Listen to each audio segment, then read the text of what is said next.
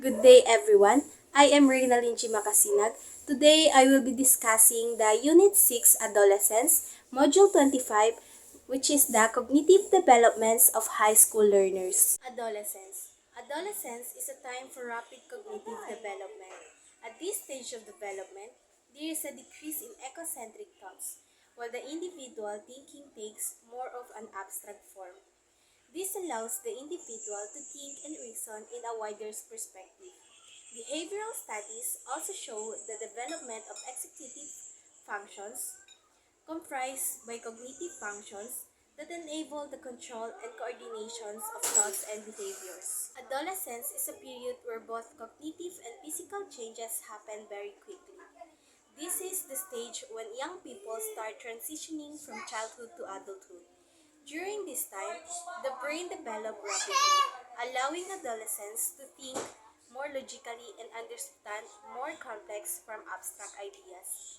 They also begin to look at situations from different viewpoints, not just their own, because ethnocentric thinking starts to decrease. This means they become more aware that other people have their own thoughts, feelings, and opinions. On the right side of the slide, we can see the images that represent common experiences during adolescence. This includes physical changes like growth, body development, and changes in appearance. Many adolescents also became more aware and self-conscious, which is why they might spend more time checking the mirror or worrying about things like acne. There are also emotional and hormonal changes, such as mood swings, stress, or discomfort during puberty. In addition, adolescents became more conscious of their health and hygiene of their bodies continues to develop. All of these changes connect to the development of executive functions. These are important skills that help adolescents plan, make decisions, manage their emotion, and control their impulses. Overall, adolescence is a major stage of growth that prepares individuals for their responsibilities and change the challenge of adulthood. Piaget's formal operational thinkers. Piaget formulated the theory of formal operational thinking, which demonstrates how the cognitive capacity of the adolescents allow him or her to go beyond the sensible and concrete in order to dwell on the abstract, hypothetical, and possible.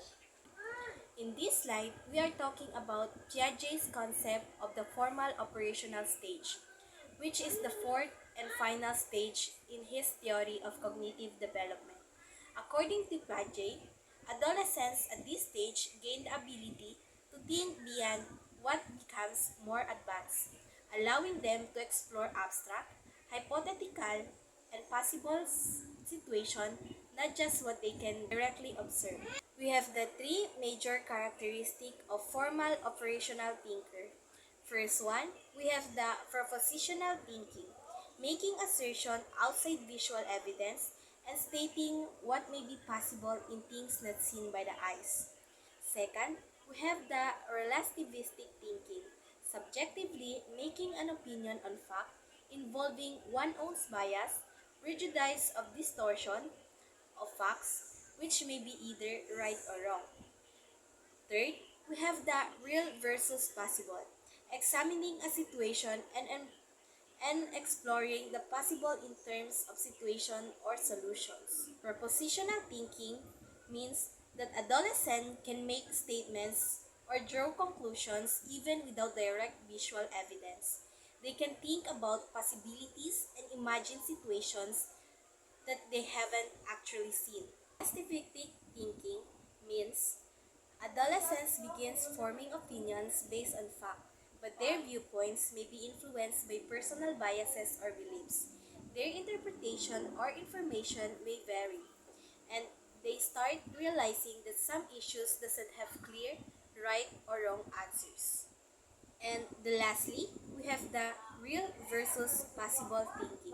Adolescents can now examine a situation as it is, but also explore different possibilities or solutions. They can think about multiple outcomes and considers what if scenario. Sagler's information processing skills. As In information processing theories, Robert Sagler views the influence of the environment of thinking. He sees cognitive growth not as stages of development, but more as sequential acquisition of specific knowledge and strategies for problem solving.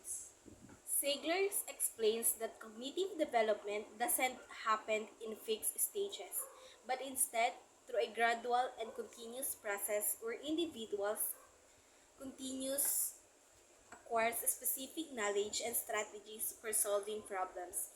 He also highlights how the environment and experiences influence how adolescents think and learn.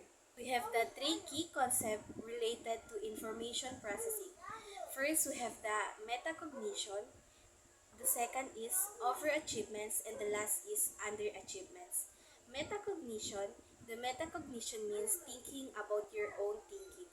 It is the ability to understand your learning process, monitor your progress, and adjust your strategies when needed.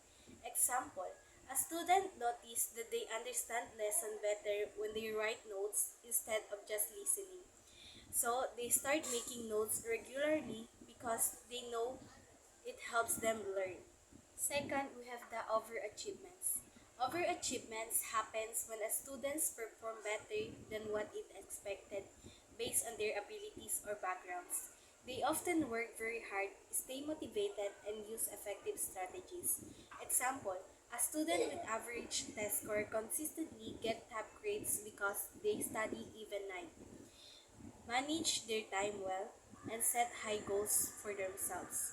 Lastly, we have the underachievements. Underachievements is the opposite. It occurs when a student performs below their potential, often due to the lack of motivation, poor study habits, distractions, or environmental factors. Example, a very intelligent students get low grades because they don't do their assignments. Behavioral and adolescent cognitive growth. Number one is the ecocentrism. This is the adolescent tendency to think too much to themselves while being too sensitive to social acceptance of their appearance, actions, feelings, and ideas. Number two is the idealism. This refers to imagining the far-fetched and less ideal situation at home, in school, and in society. The teen may imagine a utopia and heaven on earth, leading to discouragements when social realities becomes harsh. Number three, we have the increased argumentativeness. Teens enjoys learning through the use of a group dynamic, include a role play, discussion, debates, and dramas. Ethnocentrism. Ethnocentrism refers to an adolescent tendency to focus too much on themselves. They may become overly concerned about how they look, how they act, and how others think of them. This makes them more sensitive to approval or criticism. Idealism. It when adolescents imagine perfect or ideal version of life, such as a perfect home, perfect school, or perfect society. When reality doesn't match these ideas, this may feel disappointed or frustrated. Lastly is increased argumentativeness. Adolescents often develop stronger reasoning skills and they enjoy expressing their opinions. This can lead to increased arguing, not just to create conflict, but because they are exploring ideas, defending viewpoints, and learning through debates.